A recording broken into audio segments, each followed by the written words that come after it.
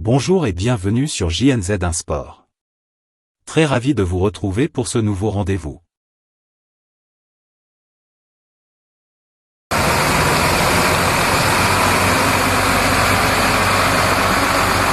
Déterminée à lutter contre l'insalubrité, la très dynamique Joyce Punda Chonsa, maire ad intérim de Lubumbashi, a déployé ce dimanche 14 juillet 2024 les camions balayeurs sur la route du Golfe. Cette artère de grande utilité a été nettoyée sur tout son parcours par des camions à eau disponibilisés par l'hôtel de ville.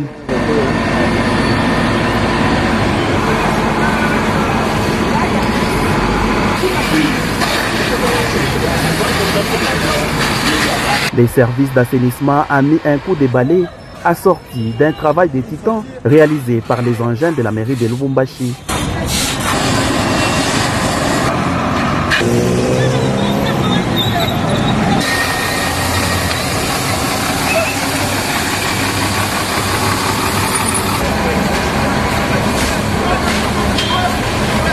Cette opération de grande envergure a été également effectuée tout le long de l'avenue Kassavubu.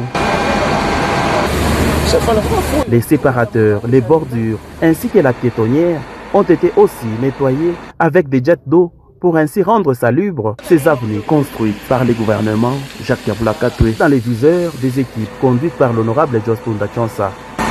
L'autorité urbaine met toutes les batteries en marche pour redorer l'image de la capitale qui préfère, qui dans les temps en proie à l'insalubrité.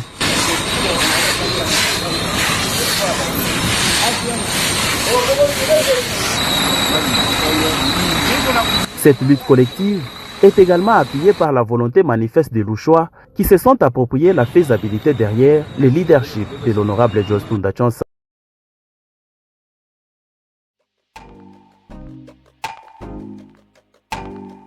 Il n'y a pas d'outil de développement plus efficace que l'autonomisation des femmes.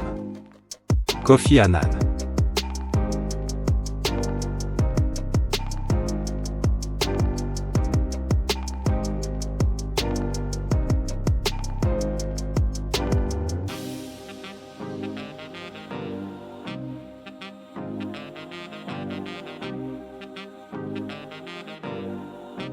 Le recyclage, une activité importante de l'économie. Le recyclage est un procédé de traitement des déchets, industriels ou ménagers, de produits arrivés en fin de vie, qui permet de réintroduire certains de leurs matériaux dans la production de nouveaux produits. Les matériaux recyclables comprennent certains métaux, plastique et carton, le verre, les gravats, etc. Un exemple de ce procédé est la fabrication de bouteilles neuves avec le verre de bouteilles usagées, même si elle est considérablement moins efficace énergétiquement que le système des consignes.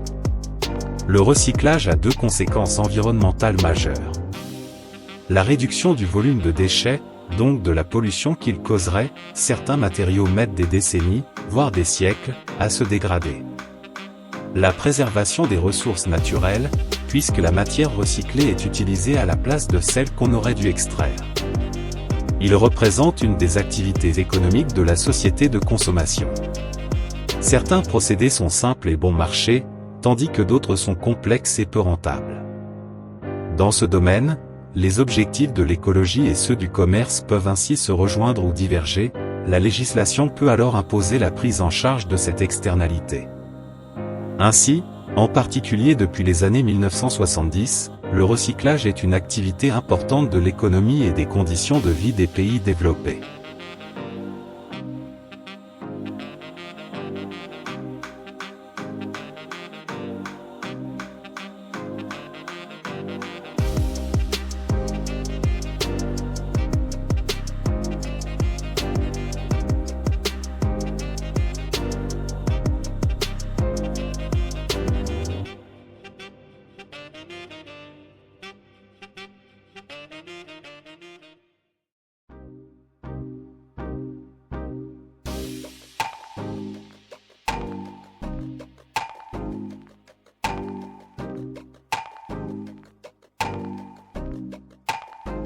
Basketball, lancement d'une session de détection à Kinshasa.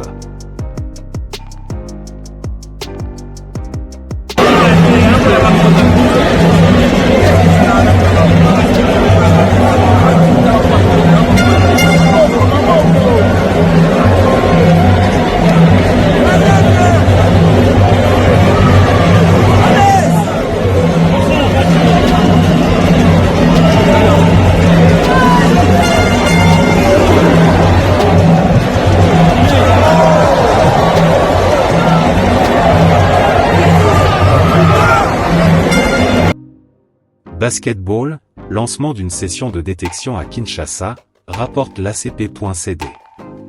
Une session de détection des jeunes basketteurs, de moins de 17 ans, a été ouverte, lors du lancement de la 11e édition de ladite session dénommée Camp Bismarck Biyombo, lundi à Gombe, capitale de la République démocratique du Congo. L'objectif du camp cette année, c'est juste célébrer les jeunes talents, car on n'a pas eu la chance de le faire l'année dernière à cause de la francophonie. C'est aussi de rappeler aux jeunes que c'est dans conditions similaires que j'ai joué et mon souhait est de les mettre dans des dispositions un peu meilleures que ça. Mais, le plus important est qu'on a la chance de se réunir pour célébrer la jeunesse et le basketball, a déclaré Bismarck Biyombo, basketteur international de la RDC et initiateur de ce camp, en même temps, fondateur d'une structure portant son nom. Selon Bismarck Biyombo, la jeunesse congolaise est au centre de sa démarche. Le futur de ce pays appartient à la jeunesse et c'est à nous de les aider, en réfléchissant comment on peut augmenter le niveau du basket, leur donner plus de bourses scolaires et créer des conditions qui sont très acceptables afin qu'ils puissent continuer à s'épanouir. Pendant 2 jours, 100 jeunes, filles et garçons, de moins de 17 ans et déjà présélectionnés dans différents sites de détection, sont réunis durant ce camp de basketball, sous la supervision des entraîneurs congolais et expatriés.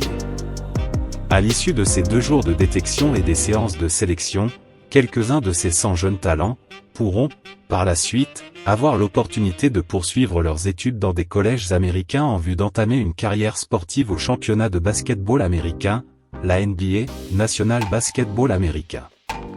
Pour ce qui est de cette 11e édition et selon Nicolas Amonsinga, responsable d'une banque de la place, partenaire de la fondation Bismarck Biyombo, l'accompagnement de ces jeunes talents latents a été fait à travers 3 différentes villes programmées, notamment à Goma au nord Kivu, à Bukavu au sud Kivu dans l'est du pays et à Kinshasa, la capitale du pays. Pour ceux des jeunes restés au pays, à Goma par exemple, on a pensé y implanter une école pour les inciter à initier et à créer des actions, à même de concrétiser leurs rêves dans de bonnes conditions et à côté de leurs familles respectives. Ce sont autant des projets sur lesquels nous sommes en train de nous y pencher.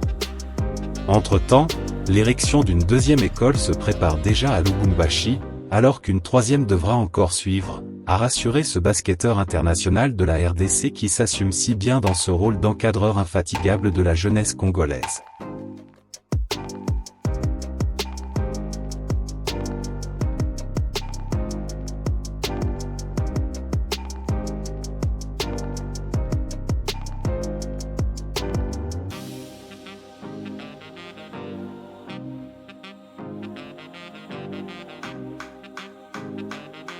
Quand les femmes sont éduquées, leurs pays deviennent plus forts et plus prospères. Michelle Obama.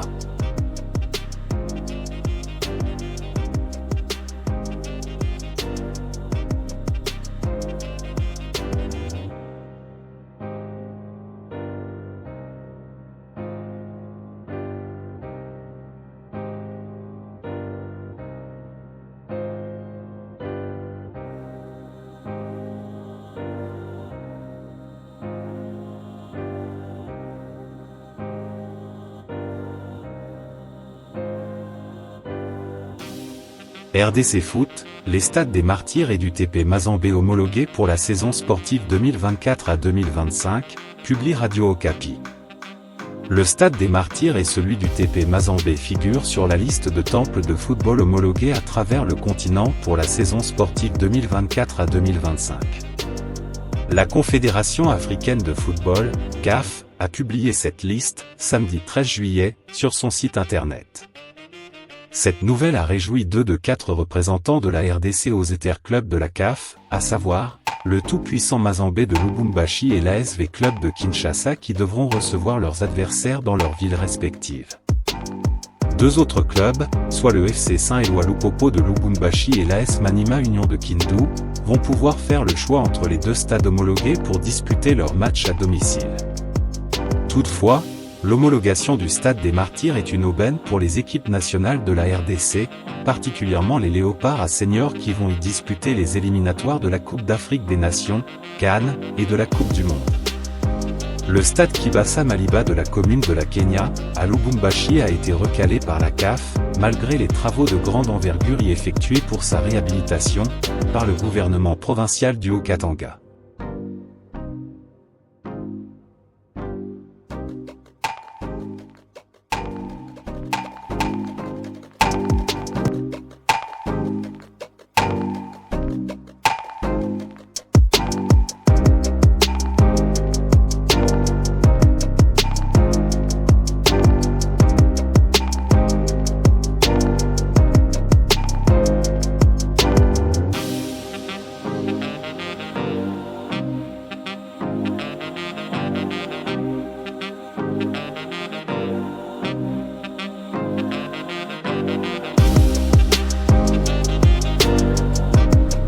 Il n'est pas possible, Athénien, non, il n'est pas possible de constituer par l'injustice, par le parjure, par le mensonge, une puissance qui dure.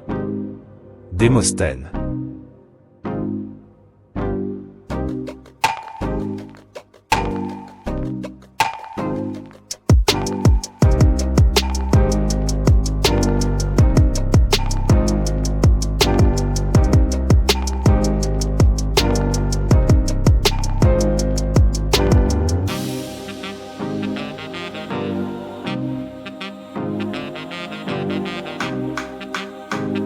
Merci de nous avoir suivis, n'oubliez pas de vous abonner à JNZ1 Sport si vous ne l'avez pas encore fait. Portez-vous bien, à bientôt.